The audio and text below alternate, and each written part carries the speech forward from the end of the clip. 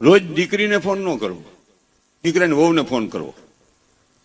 કા બેટા મારો બાબો કામે ગયો ગયો, તારો બાબો ભણવા ગયો ગયો, બે ના બાબા હોય ને,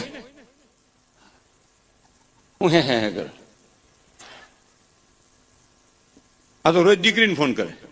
દીકરીને ફોન કરો મારી ના નથી, પણ રોજ નો કૂળ કરવું, રોજ ફોન કરે. આમ તા છોકરી ફોન ઉપાડે, મમ્મી જય શ્રી કૃષ્ણ. મમ્મી એમ ધીમું ધીમું કેમ બોલશો? હે ધીમું ધીમું કેમ બોલશો? કઈ તકલીફ થઈ છે બેટા?